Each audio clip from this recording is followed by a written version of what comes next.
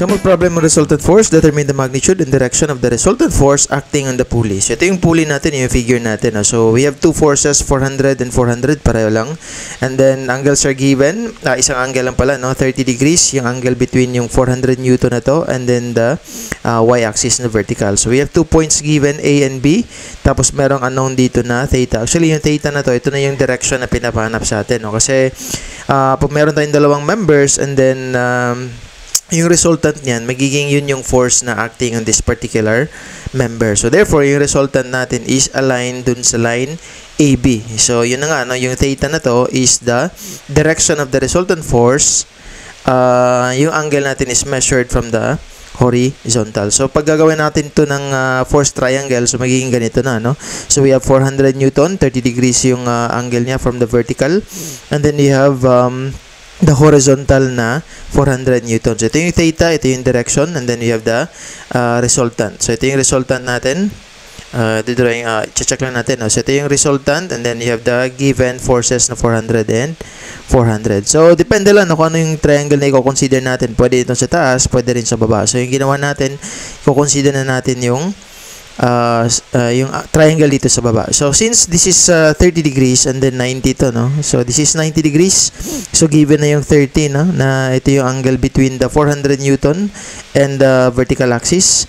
So, therefore, yung matitirang angle dito is the 60 degrees na angle. So, meron tayong angle na nakuha 60 degrees. Tapos, meron tayong dalawang members. And then, you have resultant na opposite ng 60 degrees. So, therefore, pwede natin gamitin dyan is yung cosine law. So, pwede natin makuha si R gamit yung cosine law. Kasi nga, no, yun yung criteria ng cosine law. So, ito yung general na equation ng cosine law. So, we have the opposite side and then you have the opposite na angle and then given yung two other sides ng triangle. So, in this case, we have R squared, tapos 400 squared, 400 squared, 2AB cosine ng opposite na angle ng resultant. So, ipag kakalculate natin ito sa calculator, pwede nating evaluate ito sa calculator, pwede rin mag-shift solve tayo, no? So, makukuha natin dyan is 400 Newton. Isosolve natin sa calculator para ma-confirm natin.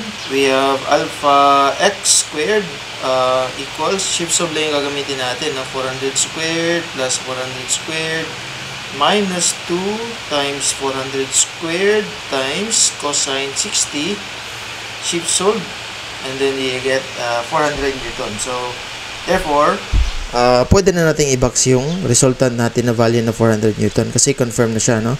So, meron na tayong resultant. Ang kukunin natin next is yung direction, which is the theta. So, we have opposite na side, tapos meron ding given dito na side, no? Kasi nakuha na natin yan. Then, you have 60. So, pwede natin gamitin dyan yung sine law. Kasi yung sine law naman, opposite lang, no?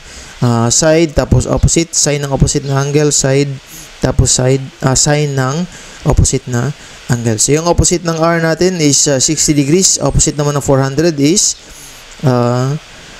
theta. So, yun yung pinapahanap sa atin, no? Which is, I think, alam na natin, no? Kasi equal yung sides natin, 400, 400. So, therefore, equiangular din yung triangle natin. So, malamang 60 degrees ito, no? So, anyway, isosolve lang natin gamit yung sine law. So, we have R over sine 60, 400 over sine theta. Bababa natin yung R dito. So, magiging 400 lang. Tapos, si sine 60 naman, tataas natin doon, no? So, ito yun. Hindi, sine theta pala, hindi sine 60, no?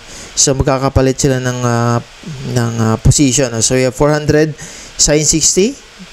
Ito na yun. And then, you have R, magiging dito. And then, sine 60 is tataas natin, no? Algebra lang, no? Para makuha natin yung theta. So, magkakancel yung 400 dito.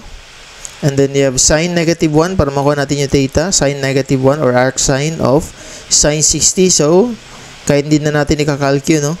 Theta is 60 degrees. Which, mag-check naman siya, no? Kasi, pareho lang yung angle yan lahat, no? 60 din to. Okay?